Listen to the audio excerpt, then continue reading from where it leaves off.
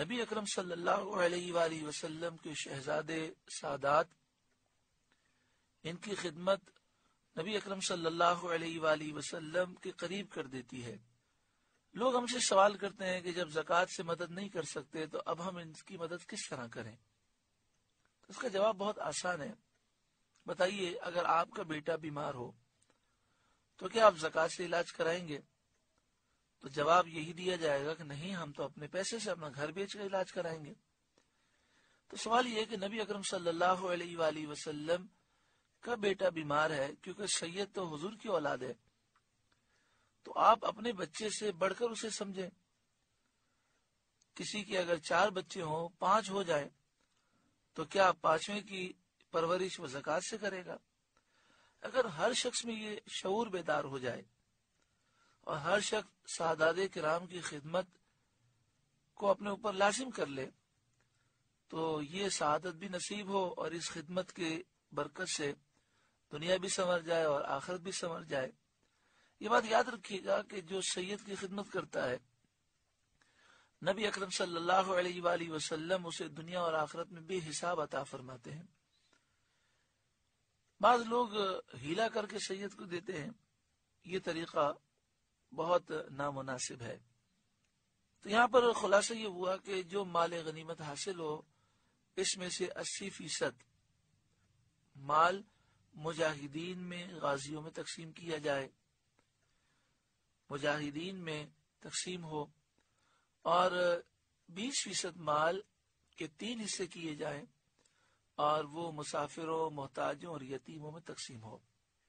ان کنتم آمنتم باللہ، اگر تم ایمان لائے ہو اللہ پر، وما انزلنا علی عبدنا یوم الفرقان، اور اس پر جو ہم نے اپنے بندے پر فیصلے کے دن اتارا، فرقان کے دن اتارا، یوم التقى الجمعان، جس دن دونوں فوجیں ملی تھیں۔ یوم الفرقان 17 رمضان المبارک کو کہا جاتا ہے۔ غزوہ بدر اس دن ہوا اور اللہ تعالیٰ نے فتح عطا فرمائی۔ جمعے کا دن تھا، جمعے کی صبح، 17 رمضان المبارک سن 2 ہجری۔ ایک روایت 19 رمضان کی بھی ہے۔ اس وقت صحابہ کرام کی تعداد 310 سے کچھ زیادہ تھی۔ مشہور روایت ہے 313 صحابہ تھے۔ بدر میں شرکاء 313 تھے اور مشرکین 1000 کے قریب تھے۔ اللہ تعالیٰ نے انہیں شکست دی، ان میں سے 70 ہلاک ہوئے اور اتنے ہی گرفتار ہوئے۔ واللہ علی کل شیء قدیر، اور اللہ سب کچھ کر سکتا ہے۔ پہلے بھی عرض کیا گیا کہ 17 رمضان کو یوم الفرقان کے طور پر منانا چاہیے اور بدر کے مکمل واقعات بیان کرنے چاہیے۔ 14 صحابہ جو شہید ہوئے، یہ اسلام کے اولین ہیرو ہیں، ان کے نام ہمیں اپنے بچوں کو یاد کرانے چاہیے۔ اذ انتم بالعدوۃ الدنیا، جب تم وادی کے اس کنارے تھے، وہ کنارہ جو مدینہ طیبہ کی طرف ہے، بدر کے میدان کا وہ حصہ جو مدینے کی طرف ہے، اس طرف مسلمان تھے۔ وہم بالعدوۃ القصویٰ، اور کافر پرلے کنارے تھے، یعنی وہ اس کنارے کی طرف تھے کہ جو مکے کی طرف ہے۔ والرکب اسفل منکم، اور قافلہ تم سے نیچائی میں تھا، ترائی میں تھا، 3 میل کے فاصلے پر ساحل کی طرف تھا ابو سفیان کا وہ قافلہ جو تجارتی قافلہ تھا۔ وَلَوْ تَوَاعَدْتُمْ لَاخْتَلَفْتُمْ فِي الْمِيعَادِ، اور اگر تم آپس میں کوئی وعدہ کرتے تو ضرور وقت پر برابر نہ پہنچتے۔ یعنی اگر تم اور وہ باہم جنگ کا کوئی وقت معین کرتے، مقرر کرتے، تو پھر تمہیں اپنی قلت، بے سامانی اور کافروں کی کثرت اور سامان کا حال معلوم ہوتا، تو ضرور تم ہیبت اور اندیشے سے میعاد میں اختلاف کرتے اور اس مقررہ تاریخ کو جنگ کے لیے نہ پہنچتے۔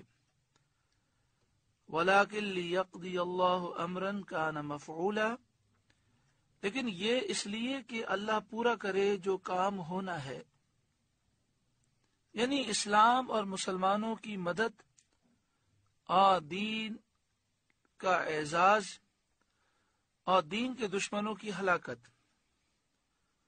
اللہ تبارک و تعالی نے چاہا کہ اسلام کی مدد ہو، مسلمانوں کی مدد ہو، دین کو سربلندی نصیب ہو اور دین کے دشمن ہلاک ہوں، اس لیے اس نے تمہیں بغیر کسی میعاد کے وقت مقرر کیے بغیر تمہیں جمع کر دیا۔